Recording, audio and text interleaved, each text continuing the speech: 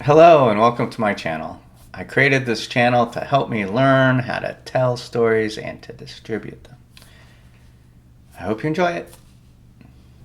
So I get up this morning and get ready to come down and film my story for the week.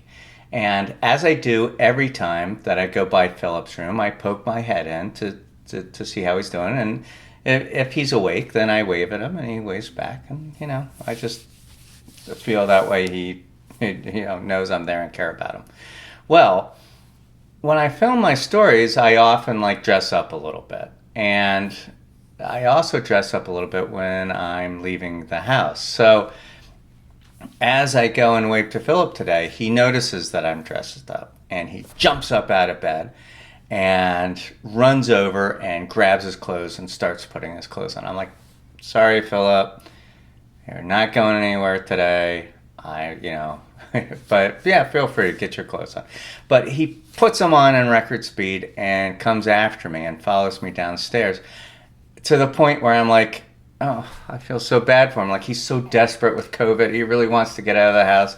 So I said, okay, fine, Philip, go put on your socks and shoes. We'll go to the grocery store. And not that we really needed groceries, but what the heck if he really wants that. So I take him to the grocery store, and Philip is great at pushing the cart, but beyond that, he is a bit of a mess. So he is very timid, doesn't want to make any decisions, doesn't want to say what he wants. But for instance, so we go to bananas, and he loves bananas. He eats bananas all the time. So I'm like, Philip, go grab some bananas. And so he's going to grab the bananas, but he has to look at me the whole time. And as though if he grabs the wrong bunch of bananas, I'm going to be upset with him or something. I'm just like, go ahead, Philip, go ahead, and then, as he gets closer to one, I'm like, yes.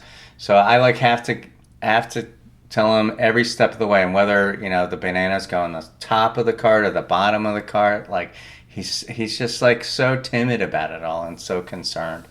And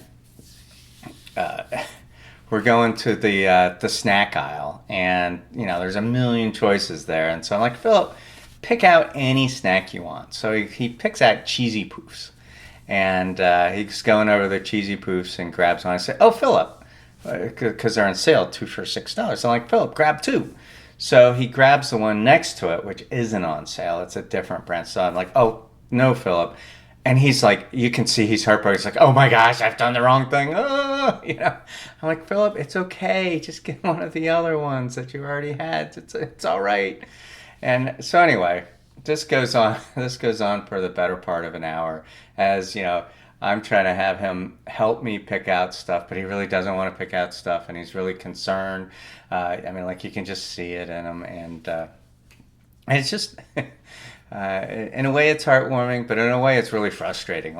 I want him to know what he wants and to choose what he wants, and not to worry about what I think he wants.